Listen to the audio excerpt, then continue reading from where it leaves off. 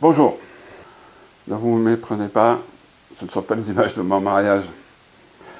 Vous savez que Bob le Rouge s'intéresse aux affaires politiques, et notamment dans le secteur du Gard rhodanien. La dernière fois, en visionnant vite fait le dernier conseil d'agglo, qui a eu lieu en juin 2024, je suis tombé par hasard sur des propos du maire de Goudargues, M. Fred Mahler.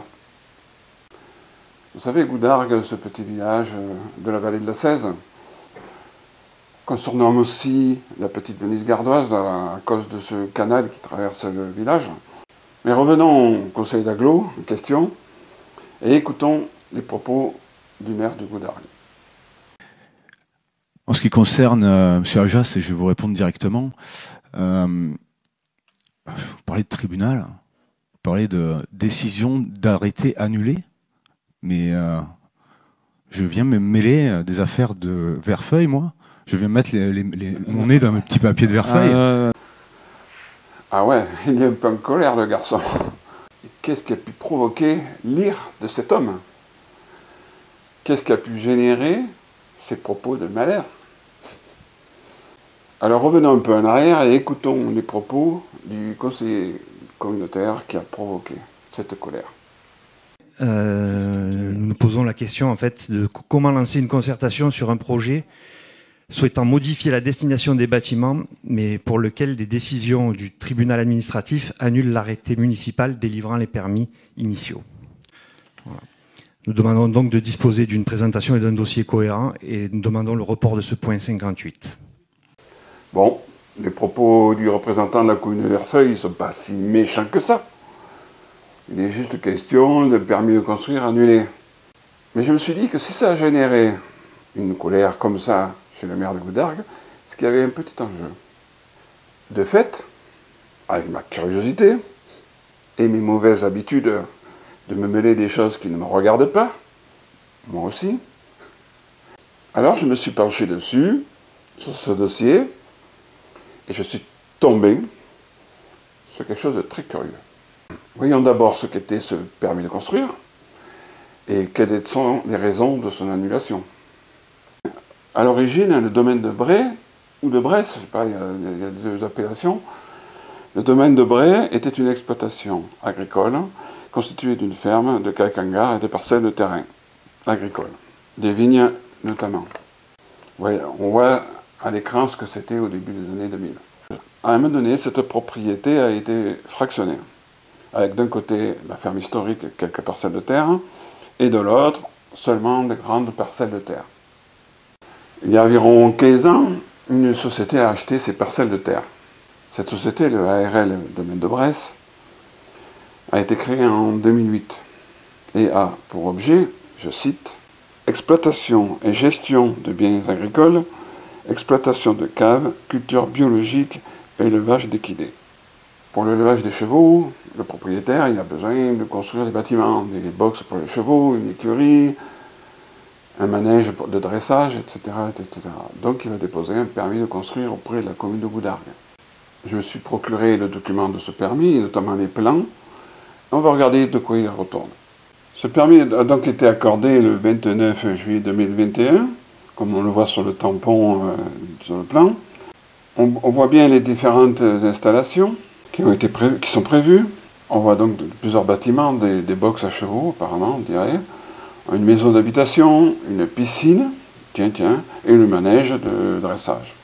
Et puis il y a un petit carré bas à gauche qui me chiffonne, qui est un peu à part du plan. Alors j'essaie de comprendre. En visionnant, on s'aperçoit que ce petit carré concerne 3 boxes à chevaux. Et dans le plan du MAS qui est fourni avec la demande de permis, on voit que ces boxes sont inclus dans la parcelle du propriétaire. Et les 3 boxes en question, c'est bien marqué, ce sont une régularisation. Donc ils existent déjà avant la demande de permis de construire. Quand on constate le cadastre officiel sur le site Etalab, un site gouvernemental, on s'aperçoit que ces box ne sont pas dans la parcelle du propriétaire, elles sont sur la parcelle du voisin. En recherchant qui était le propriétaire de cette parcelle voisine, bon sang, c'est bien sûr, c'est la mairie de Goudargues. Et cette parcelle est classée zone naturelle à protéger. Si je comprends bien, le maire de Goudargues a accordé un permis de construire pour des installations qui existent déjà, dont une partie se situe dans le patrimoine privé de la commune. En fait, il accorde un permis de construire de régularisation pour des installations qui sont chez lui. C'est bizarre, non? Bon, mais ce permis de construire, de toute façon, il va être annulé par le tribunal administratif, et je vais vous expliquer pourquoi. À l'article 1er de sa décision, le tribunal explique: article 1er. L'arrêté du maire de Goudargues du 29 juillet 2021 est annulé dans la mesure précisée au point 23 du présent jugement. Ce point 23, je vais vous le résumer vite fait. L'annulation de l'arrêté du maire de Goudargues du 29 juillet 2021 en tant qu'il autorise en méconnaissance de l'article A2 du règlement du plan local d'urbanisme communal à la régularisation de 3 boxes à chevaux, dont je vous ai parlé tout à l'heure, et l'édification de 16 boxes à chevaux, ainsi qu'un manège de dressage. Le 25 juin 2021, une autre société a racheté une partie des parcelles. Pour 3 millions d'euros, elle a racheté à peu près 27 hectares et demi. Les parcelles rachetées sont celles où les bâtiments sont déjà construits. Cette nouvelle société s'appelle Domaine de Bresse Événements. Et le gérant est le même que celui de l'EARL, Domaine de Bresse. C'est donc un petit jeu de Monopoly, quoi. Et l'objet de cette nouvelle société est l'organisation de manifestations événementielles, comme les mariages, etc. Cette société a été créée en 2019 et organise ce genre de festa depuis plus de 4 ans, dans des installations toujours illégales. Mais revenons au débat qu'il y a eu à l'Aglo. Il s'agit aujourd'hui de régulariser une situation déjà existante. On est bien d'accord. Je vous explique. Pour régulariser cette situation, il faut un nouveau permis de construire. Comme on l'a vu, le précédent a été annulé parce qu'il ne respectait pas le PLU. Il faut donc modifier le PLU de la commune. Pour modifier le PLU de la commune, il faut modifier le SCOT, c'est-à-dire le schéma de cohésion territoriale. Et ça, c'est de la compétence de l'agglomération du Garaudalien. C'est pour ça que ce débat s'est reporté sur cette instance intercommunale. Le but du SCOT, c'est de modifier la destination des terres, des parcelles de terrain. Comme celles du domaine de Bray sont en agricole, il faut les modifier pour qu'elles soient constructibles. Pour modifier ces parcelles, la destination, il faut déposer une DPMEC. Une DPMEC, c'est-à-dire une déclaration de projet emportant mise en compatibilité du PLU. Le critère numéro 1 pour modifier le PLU via une DPMEC, c'est que le projet soit d'intérêt général. Et c'est là que ça coince. Pour savoir ce qui coince, je vous propose de visionner le projet en question, ou plutôt ce qui existe déjà, en fait, sur le terrain. C'est une situation qui existe depuis 2018 et on s'en tient aux informations sur le site internet du domaine de Bray.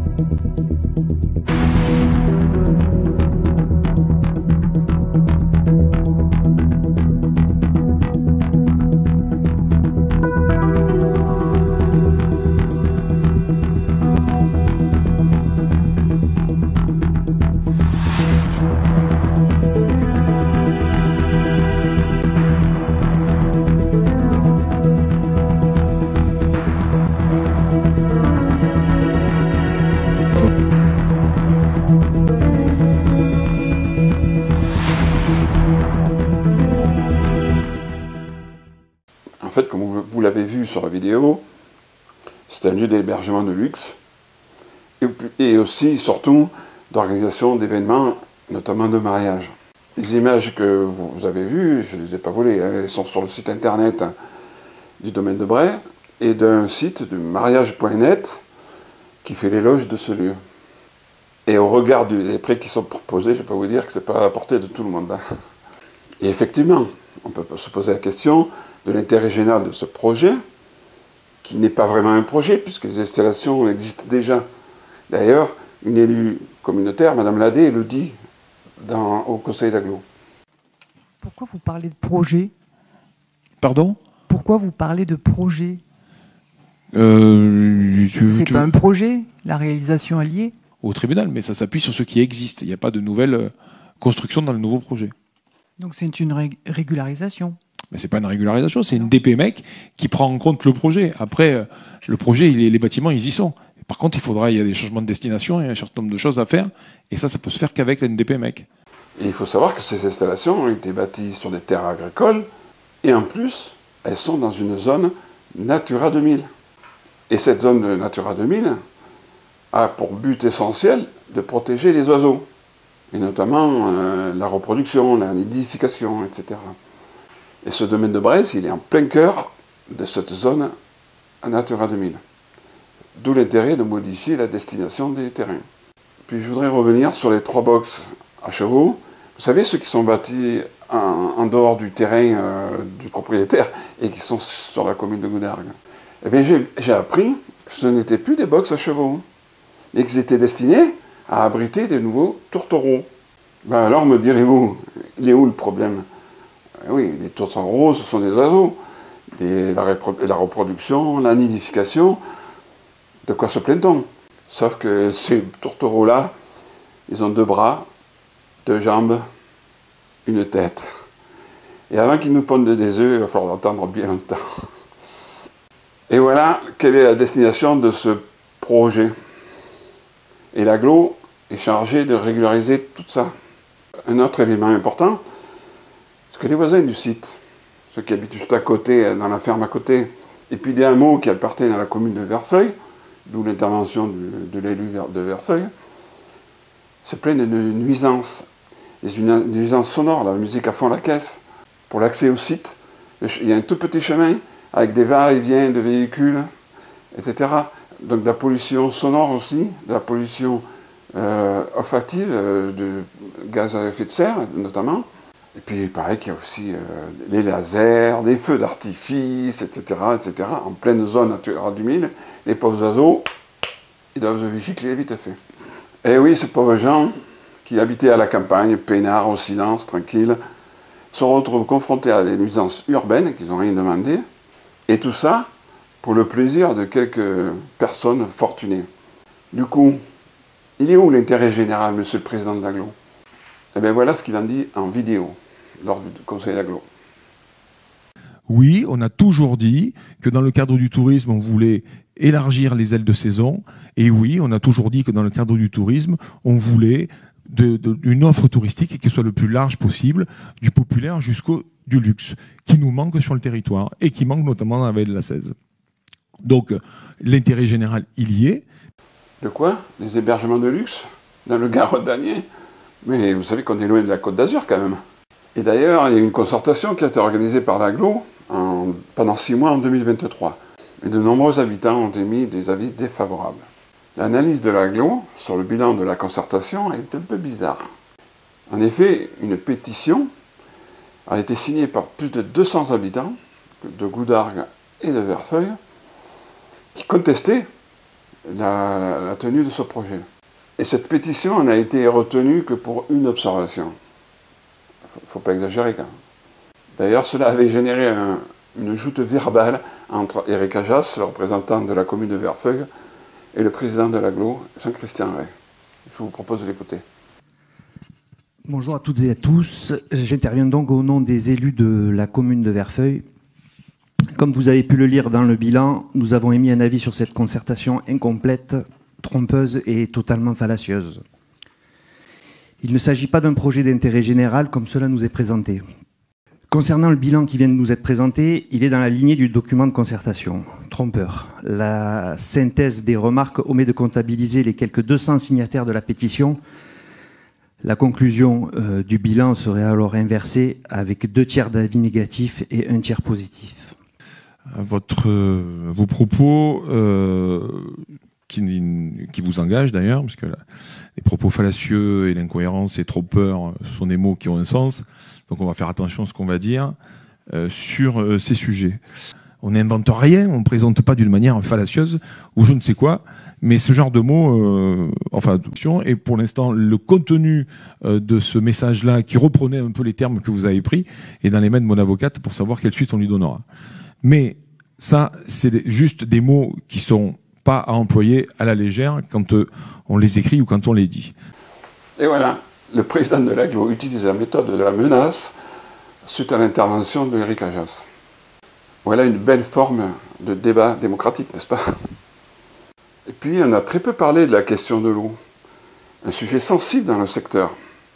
Et d'ailleurs, je vous largue, écoutez ce que le maire disait en avril 2023 dans un reportage de France 3.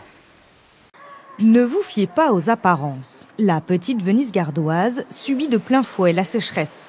Le canal, qui traverse le village, a un débit réduit de moitié par rapport à la normale. Et ici, seuls les usages prioritaires de l'eau sont autorisés. Pas d'arrosage d'espaces sportifs, ni de jardins ou de champs, pas de lavage de voitures ou encore de remplissage de piscines. Pour le maire, la situation est catastrophique. On aurait dû anticiper déjà il y a bien longtemps. Aujourd'hui, je ne vais pas noircir le trait, mais j'ai l'impression qu'on est un peu au pied du mur. On va discuter avec les services les maires de l'agglomération, les élus voisins, en tout cas, pour avoir un discours cohérent. Nous, on fait une modification du PLU pour créer une règle dans notre outil urbanistique qui réduit les cubages des piscines.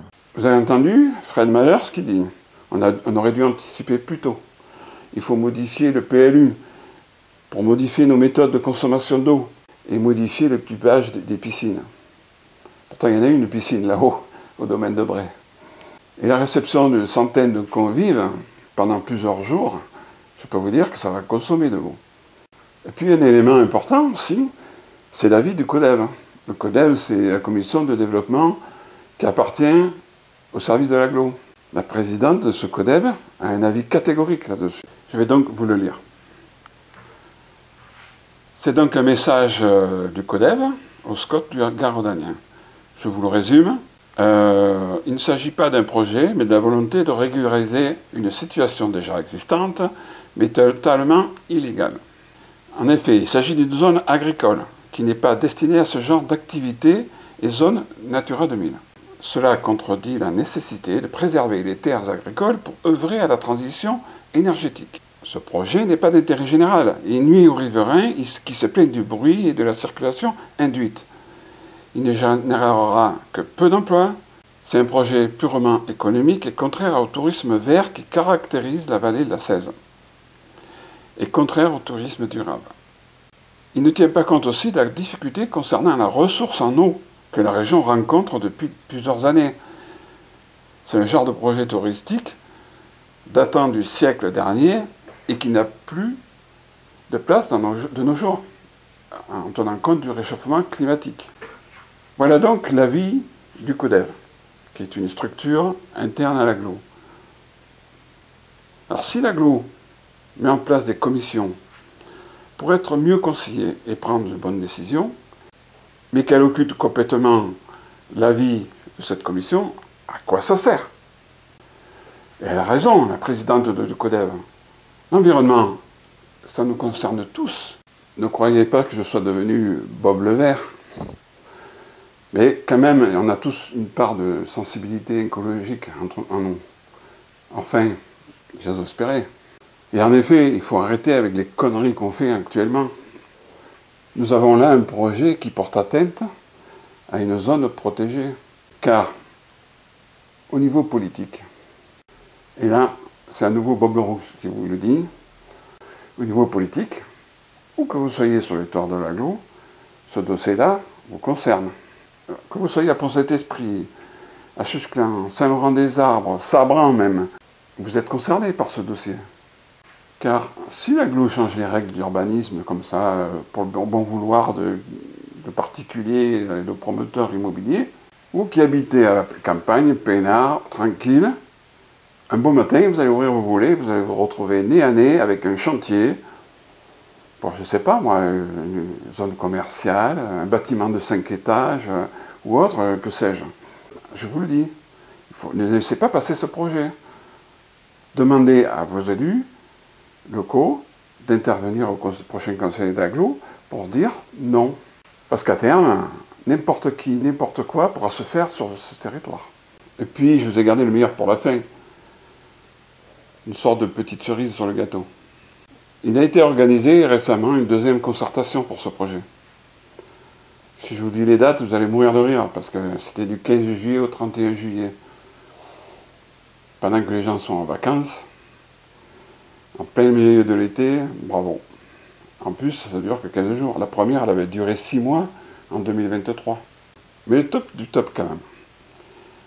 C'est ce qu'a réussi le domaine de Bresse. Pour cette deuxième concertation, le domaine de Bresse a organisé un jeu concours pour gagner une nuit pour 2 personnes dans le lodge des mariés. Et pour gagner ce magnifique lot, il suffisait d'envoyer un mail au SCOT du Gard rhodanien, la structure qui dépend directement de l'agglo, un message pour se dire, je cite, « Envoyez un mail à SCOT Gard rhodanien en indiquant « Nous soutenons le projet hôtelier du domaine de Bresse ». Avec aussi un autre message qui définit les conditions du concours, et il y a même le texte du mail. Nous espérons que le projet hôtelier du domaine de Bresse va pouvoir ouvrir ses portes prochainement, d'une part pour les prestataires et les emplois que ça crée, mais d'autant plus pour développer le tourisme dans le Gard et cette magnifique vallée de la Cèze. Waouh! Purée, il y en a qui doutent de rien quand même. Alors, comment on peut appeler ce genre de manœuvre? Corruption de voix? Trafic d'influence? Ingérence dans le débat public? Alors, le président de l'agglo, lui qui est si prompt à dégainer ses avocats pour 3 malheureux mots d'un élu communautaire, est-ce qu'il va avoir la même promptitude pour s'attaquer à cette manœuvre frauduleuse? Je sais que tout bientôt, il va y avoir un nouveau conseil d'agglo. Je suis curieux de savoir comment il va présenter la chose. Je vais suivre ça de près. Et je pense que je vais être obligé d'y revenir sur ce dossier. Alors, affaire à suivre.